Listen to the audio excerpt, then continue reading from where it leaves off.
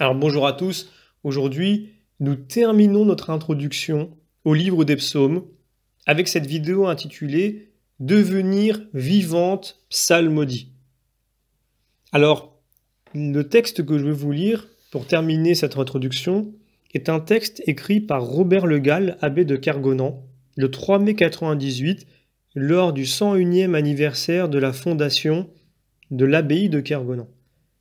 Et je trouve ce texte extraordinaire, et donc je vais vous le lire. À force de reprendre les chants royaux de la cité du Dieu vivant, nous sommes de plus en plus évangélisés. Les psaumes nous font entendre de l'intérieur la parole de Jésus dans l'Évangile. Le royaume de Dieu est arrivé jusqu'à vous, ou le royaume de Dieu est au milieu de vous. Donc Matthieu pour la première et Luc pour la deuxième. Les psaumes qui commencent par une béatitude nous donnent l'intelligence des béatitudes et nous font comprendre que le royaume des cieux est à nous si nous suivons notre roi dans la pauvreté du cœur et la persécution pour la justice si présente dans notre psalmodie. Nous sommes marqués par l'empreinte journalière des psaumes. Ils s'impriment en notre être tout entier. Les yeux, les oreilles, la bouche, l'imagination, sensibilité, intelligence et mémoire. Leurs mots se grave jusqu'en notre subconscient.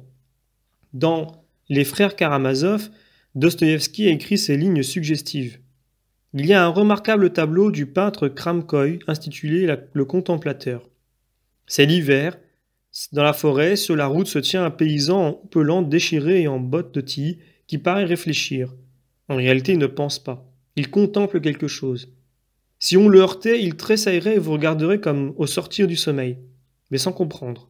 À vrai dire, il se remettrait aussitôt, mais qu'on lui demande à quoi il songeait, sûrement il ne s'appellerait de rien, tout en s'incorporant l'impression sans laquelle il se trouvait durant sa contemplation. Ces impressions lui sont chères et elles s'accumulent en lui, imperceptiblement à son insu, sans qu'il sache à quelle fin. Un jour peut-être, après les avoir emmagasinées durant des années, il quittera tout et s'en ira à Jérusalem faire son salut. Quand une telle impression a commencé de nous pénétrer, il y faut le plus souvent des années. Alors les psaumes deviennent l'expression privilégiée non seulement de notre prière, mais de notre vie entière. Impression, expression aboutissent à la confession de la Trinité. Le gloire au Père, qui est le dernier mot de chaque psaume, celui qui nous replonge dans notre baptême. Au moment où le chantre commence le Gloria, écrit saint Benoît, quand il organise l'office divin, tous se lèveront de leur siège par honneur et révérence envers la Sainte Trinité. Les pères de l'Église ont été pénétrés par les psaumes. En sa préface générale à l'année liturgique, Dom Guéranger a écrit ces mots en or que comprendront les psalmodiants.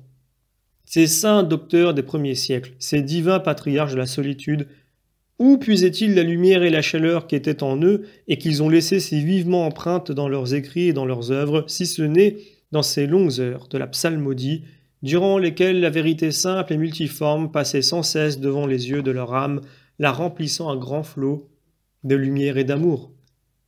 C'est pourquoi dans son règlement du noviciat, petit ouvrage de fond sur la vie bénédictine destiné aux jeunes moines, il écrit « Les frères aimeront les psaumes qui étaient comme l'aliment journalier des saints de notre ordre, persuadés que s'ils parviennent à s'en rendre l'usage familier, ils auront fait un grand pas dans la voie qui mène à la contemplation. » Un tel conseil n'est pas limité aux futurs moines ou moniales.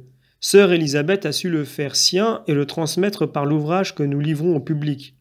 Mais il s'adresse à tout chrétien qui veut entrer dans la prière de l'Église, soit qu'il participe à telle ou telle heure de l'office, soit qu'il prie les psaumes dans les livres mensuels qui mettent à la disposition des fidèles la liturgie de chaque jour. La contemplation passe par l'humble et fidèle récitation des psaumes ou du chapelet, car ils sont la prière des pauvres du Seigneur, prière de Jésus et de Marie, prière à Jésus et à Marie, prière finalement adressée au Père dans l'esprit des petits. C'est ainsi que notre être entier devient habité par la prière. Et oui, le terme habiter est important. Habiter, c'est bien cela, contempler. Il nous faut habiter les mystères, et il faut qu'ils nous habitent, ce qui ne peut se faire que dans le temps par les rythmes répétés qui font partie de notre nature successive. Habite, hérite. Ces deux mots reviennent dans les psaumes, où ils nous promettent d'entrer dans la pleine vie de Dieu comme fils. Déjà, nous retrouvons Dieu dans les psaumes si nous les habitons et s'il nous habite. En effet, le début du psaume 22, la grande prophétie de la passion et de la gloire de Jésus, salue Dieu de cette façon sublime. Toi, le Saint, qui habites les louanges d'Israël, c'est-à-dire les psaumes. Oui, Dieu se complaît dans son peuple, dans la louange de son peuple. Nous nous rencontrons dans la psalmodie et nous pouvons reprendre les derniers mots du prophète Ézéchiel. Le Seigneur est là. Sainte Gertrude ne cessait de retrouver son Seigneur dans la liturgie et spécialement dans les psaumes. Dom Guéranger, dans sa préface à ces exercices, écrit « Tout émane de la divine parole, non seulement de celle que Gertrude a entendue dans la bouche de l'époux céleste, mais aussi de celle qu'elle a goûtée, dont elle s'est nourrie dans les livres sacrés et dans la sainte liturgie. Cette fille du cloître n'a pas cessé un ce jour de puiser la lumière et la vie aux sources de la contemplation véritable, de cette contemplation que l'âme goûte en s'abreuvant à la fontaine d'eau vive qui jaillit de la psalmodie et des paroles inspirées des divins offices.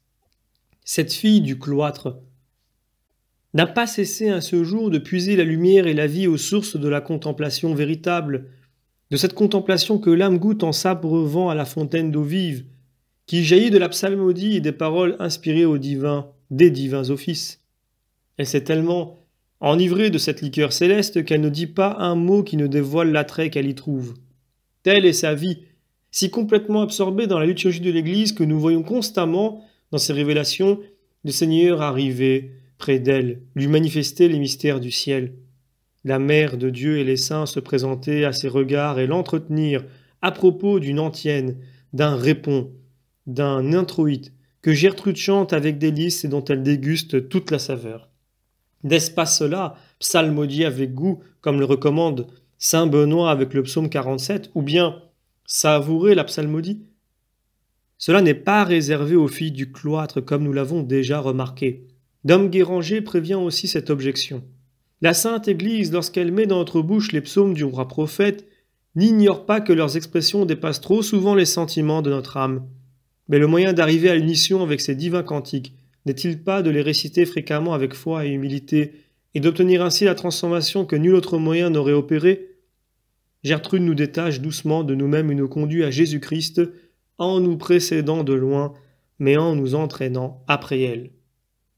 Il s'agit bien, finalement, de rejoindre par les psaumes le cœur de Jésus-Christ et de laisser le nôtre s'identifier au sien, de telle sorte que l'Esprit Saint nous amène à les chanter comme si nous les composions à l'heure même.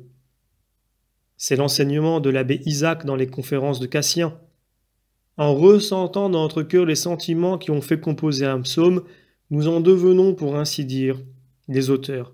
Nous les prévenons plus que nous les suivons, nous en saisissons le sens avant de connaître la lettre, nous trouvons tous nos sentiments exprimés dans les psaumes, nous y voyons comme dans un pur miroir tout ce que nous aimons, et nous nous servons de leurs paroles, non pas comme si nous les avions apprises, mais comme si elles étaient nées naturellement de notre cœur, comme des fruits de notre expérience plutôt que de notre mémoire, et c'est ainsi que notre âme arrive à la perfection de la prière, autant que Dieu nous en a fait la grâce.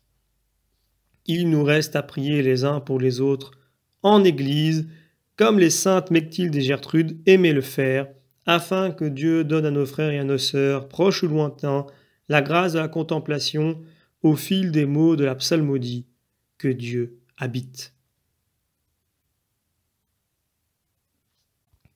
Voilà, donc c'est la fin de ces introductions au livre des psaumes, et donc je vous donne rendez-vous pour la prochaine vidéo où nous démarrerons la lecture des psaumes.